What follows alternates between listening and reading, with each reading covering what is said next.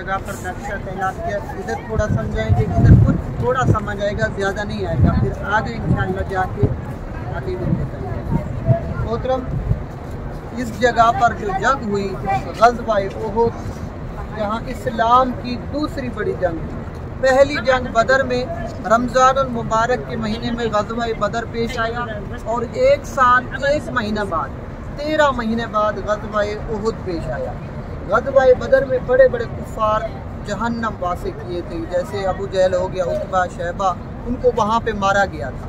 उनके बदला लेने के लिए ये जंग की उन्होंने।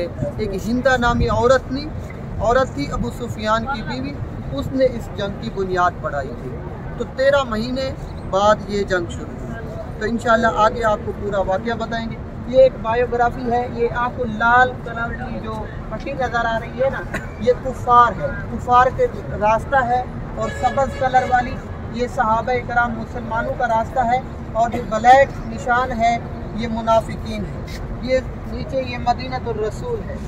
मदीनतुर रसूल, यहाँ से 1000 सहाबा इकराम का लश्कर तैयार हुआ। आका अलैहिस्सलातु वस्सलाम जब जंग का ऐलान किया तो मदीनतुर रसूल से 1000 सहाबा इकराम का लश्कर तैयार हुआ। ये सामने एक जगह है, इस जगह पर सहाबा इकराम की काउंटिंग की गई, गिनती किए गए। उनमें से 300 मुनाफिक निकले। 300 मुनाफिक निकले जो अपने आप को मुसलमान कहलाते थे, लेकिन अंदर ईमान नहीं था, बुग़्ज़ था, कीना था। तो इनमें से 300 ये पीछे हट गए, पीछे रुजू कर लिए। बाकी कितनी बच गए भाई? 700 सहाबा इकराम। 700 सहाबा इकराम यहाँ से रवाना हुए जंग के लिए। ये आपको पहाड़ी नज़र आ रही है, ये छोटी सी पहाड़ी। इस पहाड़ी का नाम है जबल रुमात। जबल रुमात के ऊपर 50 सहाबा को तैनात किया गया था। हुजूर अलैहिस्सलातु वस्सलाम ने फरमाया था, चाहे हम जंग जीत जाएँ चाहे हार जाएँ, आप इस पहाड़ी से नहीं उतरना, जबल रुमात वाली पहाड़ी। जब सहाबा इकराम ने देखा कि जंग फतह हो गई है तो लिखते हैं 50 सहाबा उसके ऊपर तैनात किए थे। 40 सहाबा इकराम नीचे उतरे। उन्होंने तो दिल में ये सोचा था कि अभी जंग फतह हो गई है, लेकिन कुफ़ार जो थे उहुद के दामन में छुपे हुए थे।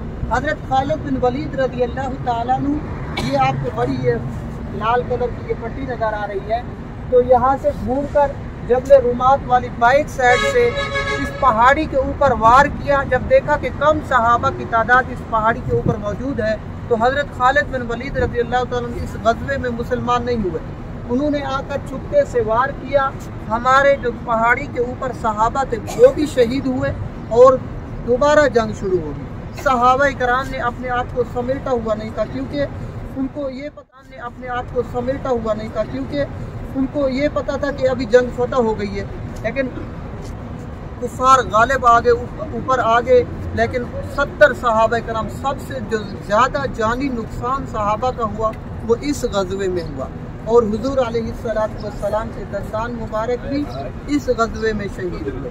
ये सामने आपको जबल उहुद नज़र आ रहा है। ये जबल उहुद का पहाड़ है, वो पीछे देखें, ये सामने भी बड़ा पहाड़ है। इसकी 7 से 8 किलोमीटर इस पहाड़ की लंबाई है और 3 से 4 किलोमीटर इस पहाड़ की चौड़ाई है। इसे जन्नती पहाड़ भी कहा जाता है। हुजूर अलैहिस्सलातु वस्सलाम ने इरशाद फरमाया, उहुद मेरे से मोहब्बत करता है, मैं उहुद से मोहब्बत करता हूँ। तुम भी उहुद से मोहब्बत करो।